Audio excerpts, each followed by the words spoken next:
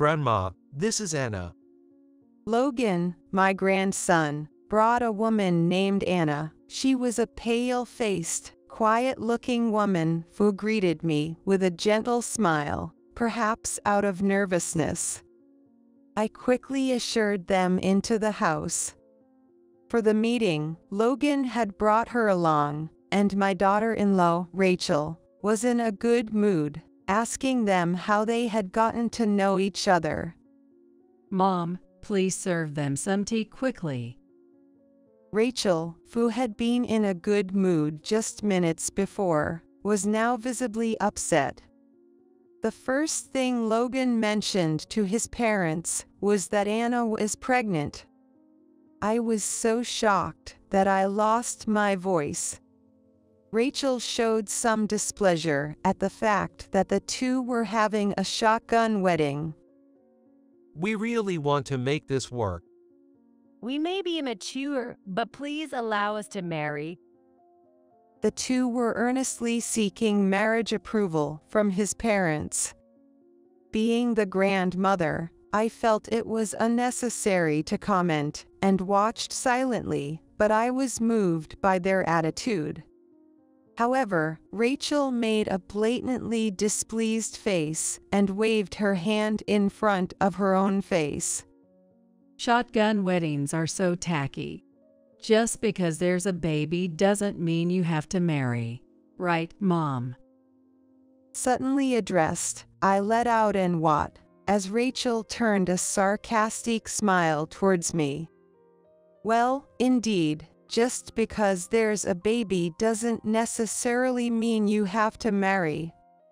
Logan's face fell for a moment. I expected that reaction. But you two are trying to move forward because of the baby. After all, it's something Logan and Anna decided together. It's not something anyone else can oppose. Rachel, shouldn't we be supporting Logan and Anna? Rachel drained her coffee mug in one gulp. Mom, please prepare some more coffee. She handed me the cup, crossed her arms, and sighed. Well, opposing it is probably pointless anyway. So when exactly are you planning the wedding? Oh, we want to do it soon, considering Anna's condition. I see. So for us, it's like finally taking a break from parenting. Rachel said this thoughtfully, then turned to face me in the kitchen. We're going to be living with family from now on, so can our unwanted housekeeper please leave? Excuse me. Rachel's abrupt words left her husband John stunned, and both Logan and Anna were left with their mouths open in surprise. What should I do now? My name is Catherine. I'm a 70-year-old grandma. I live in a two-generation household with my only son, John, and his wife, Rachel. Although it may seem happy from the outside, I have been feeling down since my husband passed away a few years ago. Rachel, John's wife, is a strong-minded woman who speaks her mind immediately. Our relationship isn't bad, but I often feel being used by her. When Rachel goes out with friends, she expects me to do the laundry and even asks me to drive her to the station.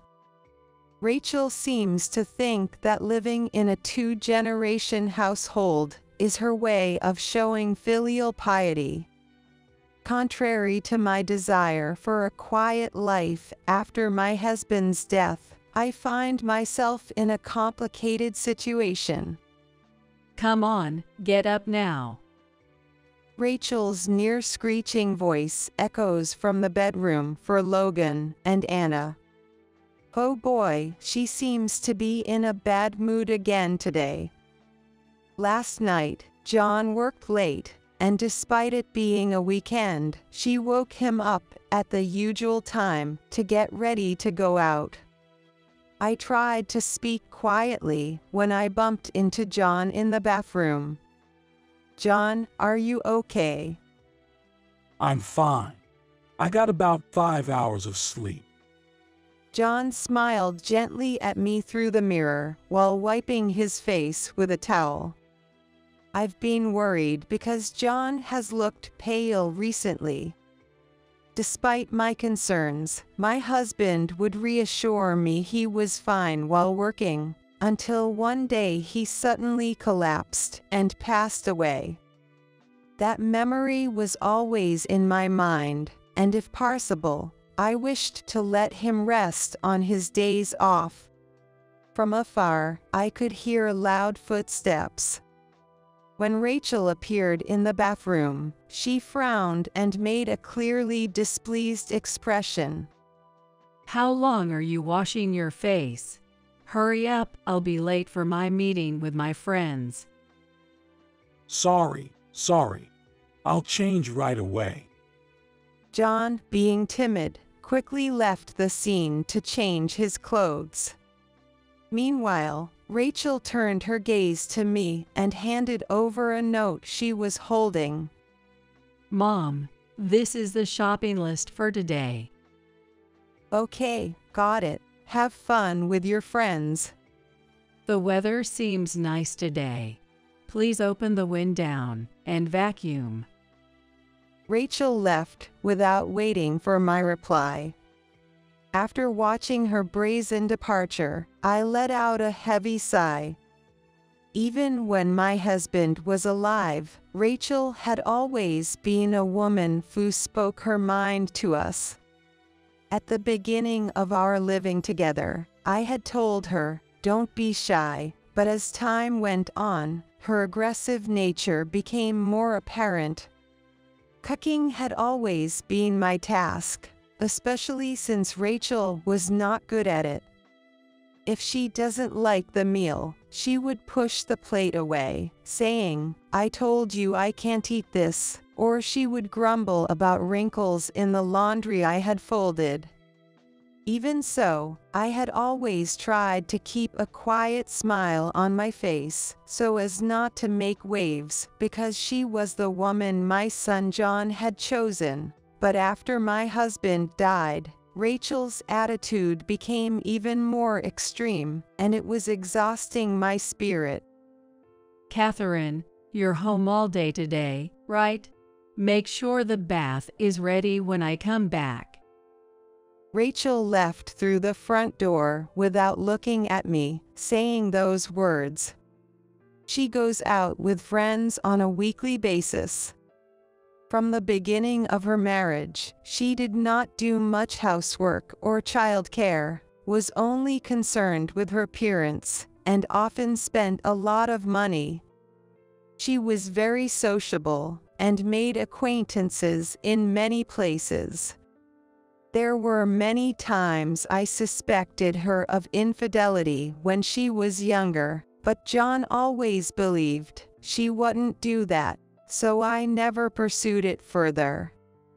After dropping Rachel at the shopping mall and returning, I was surprised to see John carrying a box of chocolates. Oh, this. Rachel said she's giving them out at her reunion next week. Really? All of these? Rachel says she has her pride. She doesn't want to be seen as struggling with money because we live with her parents.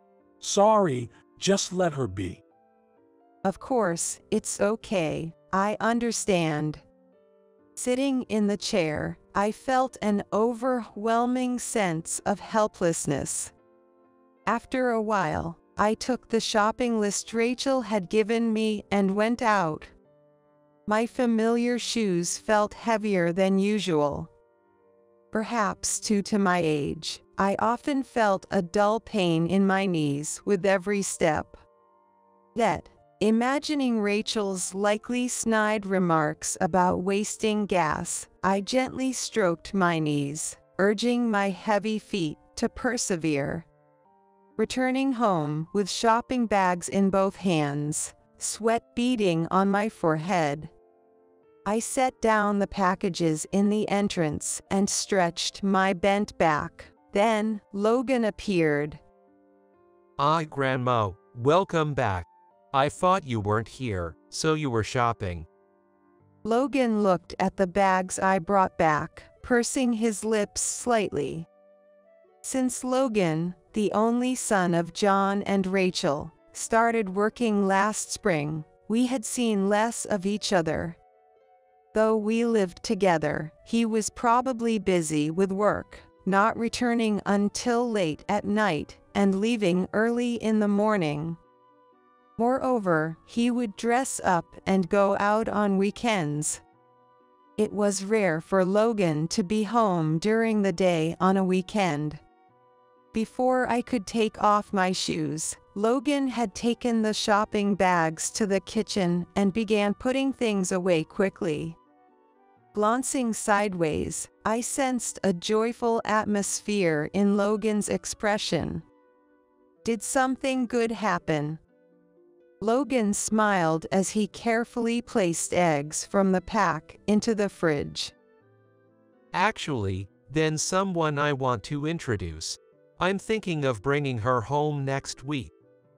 As I processed his words, I listened intently, realizing my grandson had reached such an age. Someone you want to introduce, could it be, maybe? Maybe, Grandma. There's also something I've been thinking about a lot. Something you've been thinking about? Yes, I can't talk about it now, but I'll surely tell you someday. For now, would you meet the person I want to introduce? Excited, Logan made me smile unwittingly. I was curious about what he had been thinking about, but more than that, I was interested in what kind of woman he would bring home. We had lived together since he was little, but Logan had never brought home a girlfriend before. Maybe his absence from home since starting his job was because he was dating, I concluded to myself. For the first time in a while, I forgot the usual unpleasantness and started cleaning while humming lightly. Of course, I had informed Rachel and John about this, but John only muttered about marriage, and Rachel seemed uninterested. On their next day off, Logan brought home the woman he wanted to introduce. Rachel had asked me to clean up in front of the house, and while I was watering, an unfamiliar car pulled up, which made me a bit wary, but then I relaxed seeing my grandson waving with a smile from the driver's seat. The car was a rental. Perhaps he had gone to pick her up in a rental car, which made me internally smile, thinking Logan must be quite smitten. Grandma, this is Anna. Seeing the happy face of my grandson introducing the woman beside him, I couldn't help but smile. Anna, Logan brought with him, was a pale-faced, mature-looking woman who smiled quietly and greeted me in a small voice, perhaps nervous. I quickly ushered them into the house. For the introduction, Logan had brought her, and Rachel seemed in a good mood, asking the two how they had become acquainted. At the table set for 4, Rachel and John sat facing Logan and Anna, while I was in the kitchen preparing tea for everyone. Catherine, please serve them tea quickly. Rachel's mood had turned sour just minutes after being in a good mood. Because Logan had first told his parents that Anna was pregnant. I was so surprised that I was speechless. The pleasant atmosphere from minutes ago froze in an instant, with Logan showing a seriousness I seldom saw in him. Rachel showed some displeasure at the fact they were having a shotgun wedding. We really want to make this work. We may be immature, but please allow us to marry. The two earnestly sought parental approval for their marriage. As a grandmother, I felt it was unnecessary to say anything and watched silently, but I was moved by their positive attitude. Watching Logan pleaded earnestly in front of his parents, I felt tears forming.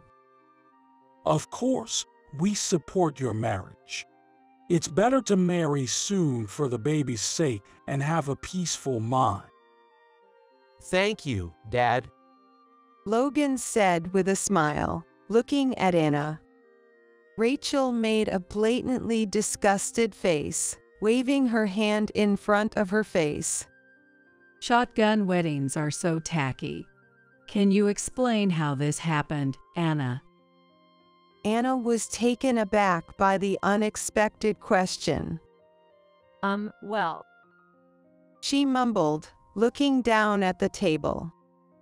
Logan quickly put his hand on her shoulder. Times have changed, and this kind of marriage isn't unusual anymore. Besides, we have our farts and are determined to do our best. Logan, you proposed marriage in a hurry after hearing about the baby, didn't you? Was it a well-considered decision? It was a serious relationship considering marriage, just that we hadn't found the right time, and the baby provided a good opportunity for us. Just because there's a baby doesn't mean you have to marry, right, Catherine? Suddenly addressed, I let out an "what?" as Rachel directed a sarcastic smile at me. I remembered a recent TV feature about single mothers we watched as a family. Indeed, having a baby doesn't necessarily equate to marriage, but I felt that wasn't the point here. Yes, indeed, just because there's a baby doesn't automatically mean marriage. Logan's face fell for a moment. I had anticipated that reaction. So, I organized my thoughts before speaking, something I later wanted to boast to Logan about. But, you two are choosing to move forward because of the baby. Regardless, it's a decision made by Logan and Anna together. It's not something anyone else can oppose. Rachel, shouldn't we just support Logan and his decisions? Everyone present might have thought it was just a careless statement from an old woman, but Rachel just drank her coffee in one gulp. Catherine, please prepare more coffee. After passing the cup, she crossed her arms and sighed. Well, opposing it would be pointless, I guess. So when exactly do you plan to get married? Oh, we want to do it soon, considering Anna's health. I see. So for us, it's like finally stepping back from parenting. Rachel said this thoughtfully, then turned to face me in the kitchen. We're going to live with family from now on. So can our unwanted housekeeper please leave? Excuse me. Now that my son is getting married, we want to live with just our close family. I was taken aback by Rachel's sudden words, and both Logan and Anna were left with their mouths open in surprise. Once Logan's child is born, they will live here for a while. The baby's night crying might bother you, Catherine. No, I'm fine with it. In fact, I want to help if I can. But I see no advantage in living with someone who's likely to need caregiving soon. You're no longer needed. So, can you leave? I felt heartbroken but managed a brave smile, not wanting to worry Logan and his family. At that time, I didn't take Rachel's words seriously. However, day by day, Rachel's efforts to drive me out became more overt, frequently saying, "Please leave soon." When I talked to John about it, he just looked troubled and remained silent. What shocked me was that Rachel was managing almost all of my late husband's estate, including the house. My husband, a doting father, had left everything to our son, John, meaning I practically owned nothing. And John, being under Rachel's influence, left me stunned, facing the loss of both home and property. What should I do now? I muttered while looking through old albums with my late husband at night. He was always gentle and never angry, just a calm person. I wondered if his nature had allowed Rachel to become so domineering, feeling like the root cause lay with both my late husband and myself. Months passed in this oppressive atmosphere, with Rachel's harassment continuing daily. I couldn't leave, enduring everything silently. One day, while I was showering, the water suddenly turned cold. Worried it was broken, it seemed Rachel had turned off the water heater. Thinking she didn't realize I was bathing, I turned it on again, only for it to be promptly turned off. When I asked her not to turn it off while I was bathing, she yelled, "It's a waste of electricity." Then I resorted to washing with the bath water, but soon, Rachel started draining the tub after her use, forcing me to wash in cold water even in winter. I was distraught and spoke to John, who weakly suggested, "Maybe bathe when Rachel is out." I sighed deeply, dismayed by his timidity. Rachel kept telling me, with a sneering laugh, "You should find an apartment and move out soon." I felt helpless against her words. Amidst these depressing days, a piece of bright news arrived today. Anna had given birth to a healthy baby. For a moment, Rachel and I joyfully celebrated together, both with tears in our eyes. If only you would leave the house soon, I would truly be happy. Rachel suddenly said with a cold look, after the shared joy. I doubted her character at that moment. Glancing at John, he appeared indifferent, purposely focusing on the newspaper's front page. Due to Rachel's insistence, Logan and his wife stayed in the family home, but Rachel, who had wanted to live together, showed no interest in caring for the baby. I did what I could to help Anna, who, despite being overwhelmed with caring for the baby, always expressed deep gratitude. Thank you so much for everything.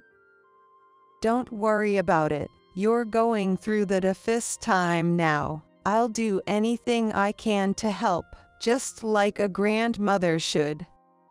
Those were my genuine feelings. After a really busy few months, Logan said to me without any premonition, I have something important to discuss. "Can't we talk about it here?" I responded while cooking dinner, not stopping my hands as they chopped the ingredients, waiting for Logan to continue. I want to talk just with you, Grandma. There's a place I want you to come to this Sunday, without telling Mom and the others. My hand holding the knife paused. Without telling Rachel. As I turned to Logan, he had a subtle, happy expression, reminiscent of the secretive, pleased faces he used to make as a child when planning surprises for me and his late grandfather. Logan had always been close to us. And looking back, maybe Rachel felt that her only son's affection was being taken away by us. which might have been unpleasant for her. Perhaps Logan realized that being with Rachel meant I was too intimidated to speak, and he understood that. I felt touched by his kindness, and my affection for my gentle grandson and his wife grew even more. Next Sunday, Logan, Anna, and the baby took me to a newly built condominium complex, a short 10-minute walk from our house. As we walked, Logan shared that he had purchased the condo before the baby was born, encouraged to live with his family. I was astounded by his decisiveness in buying it without consulting Rachel and the others. Sorry to make you walk, Grandma. I need to keep my legs strong. Besides, this distance is nothing for me, I replied, patting my thin legs, though I felt pain in my knees even after just a short walk, deciding not to mention it. In a room of a brand new condo, there is a simple piece of furniture and cardboard boxes in the corner of the room. It seems to be the belongings of Anna, who used to live alone. Logan made coffee in the kitchen as if he was accustomed to the place. While Anna put the baby to sleep in another room, Logan, with a solemn look, started, "You know." I felt the ticking of the clock on the wall resonate unusually loud. Won't you live with us? His sudden proposal startled me. I almost dropped the mug I was holding. Logan looked at me earnestly.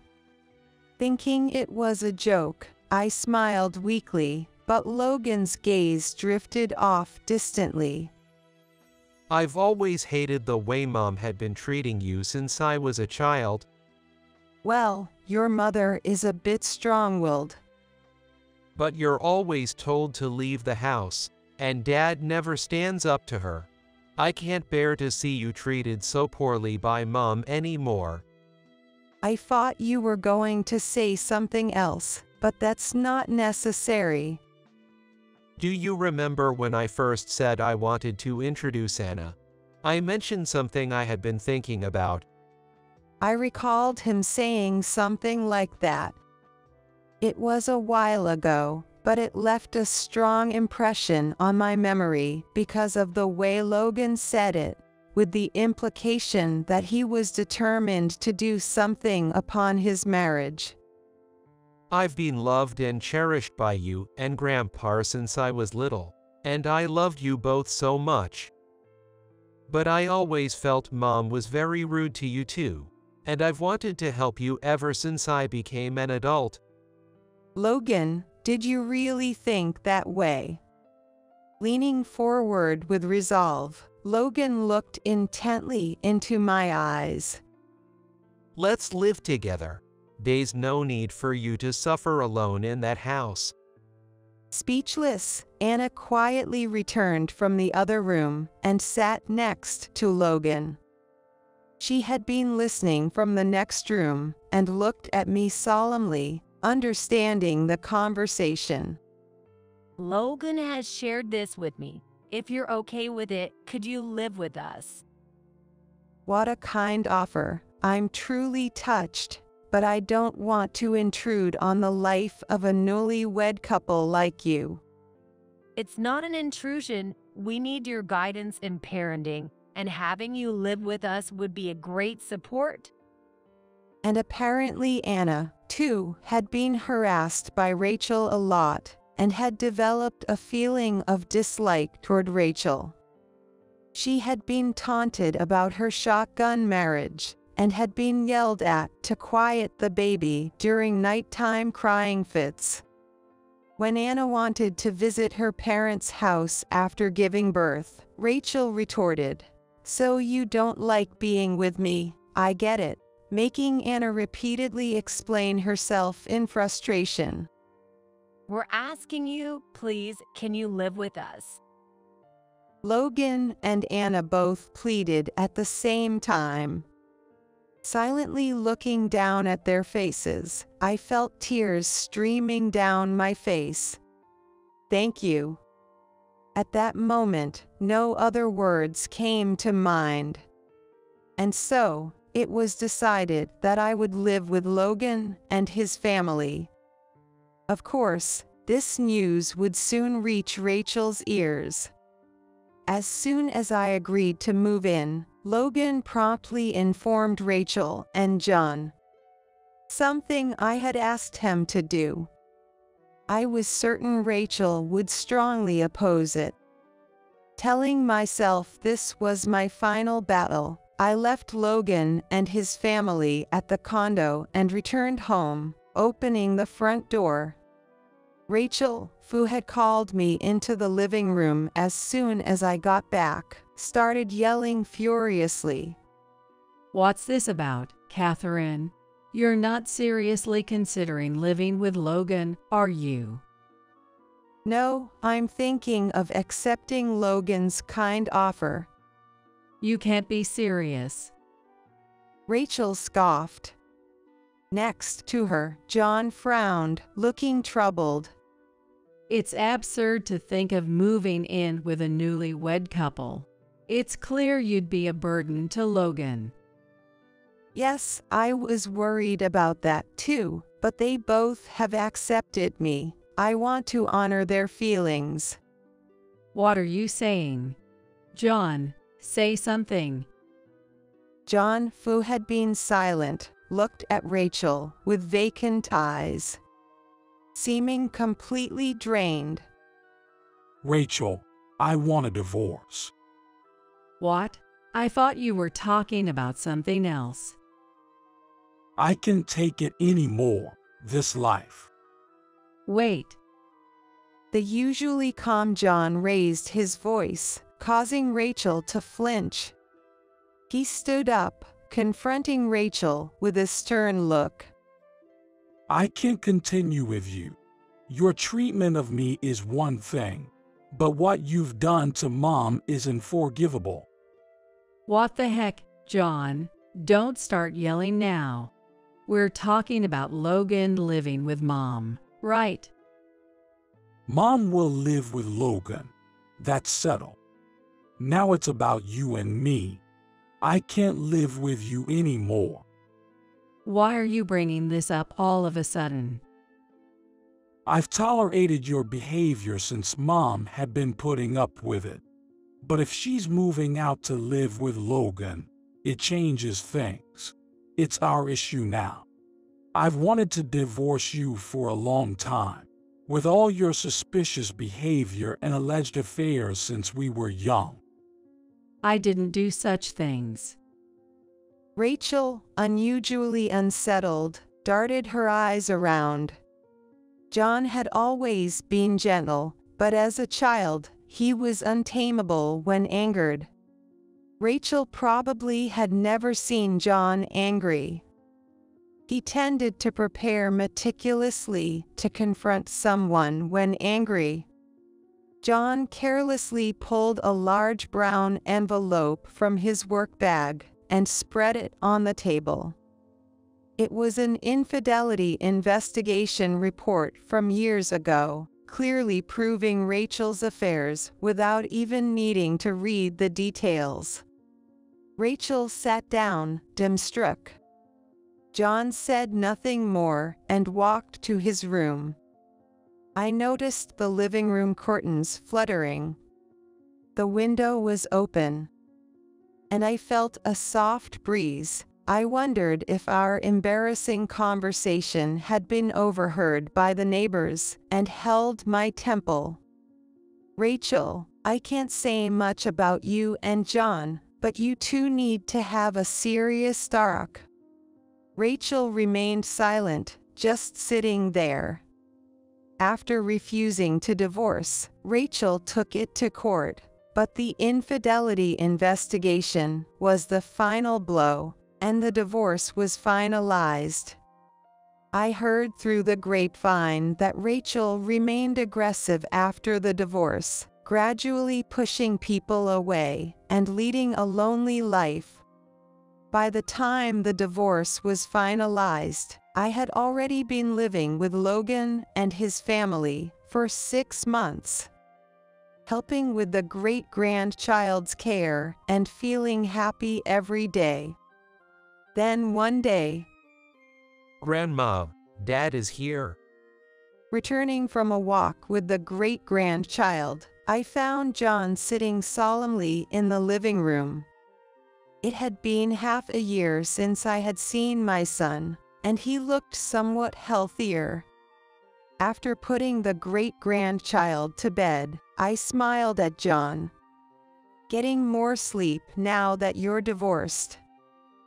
Thanks to you, I can sleep for 8 hours.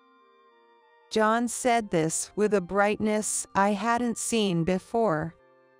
I remembered my son always had this innocent smile, even if he had aged and grown a beard, reminding me of his younger days and making me chuckle. "So, what brings you here today? You're not going to say you want to live with us, are you?" Well, that's actually why I came.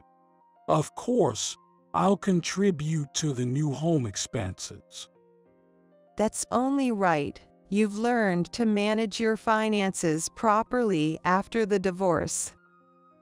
I've already discussed it with Logan and Anna. I plan to buy this apartment with the inheritance left by our late father in a way that they agree with. Now, I can take care of you, Mom. John was never weak, just timid by nature. His decision after the divorce was a result of careful consideration about his future. Looking at my son, grandson, Anna, and great-grandchild in turn, I closed my eyes. I saw my late husband's image in the back of my eyes, smiling gently as if to say, "Isn't that nice?" What's nice about it? I went through so much trouble. If you had lived longer, I might have been happier. But then I reconsidered. My current happiness was thanks to Logan and Anna, who had wished for it. My gratitude for these two was beyond words. Suddenly, the great-grandchild started crying loudly, and I quickly went to the crib, lifting the child into my arms. After a few gentle rocks, the great-grandchild settled comfortably and fell asleep in my arms.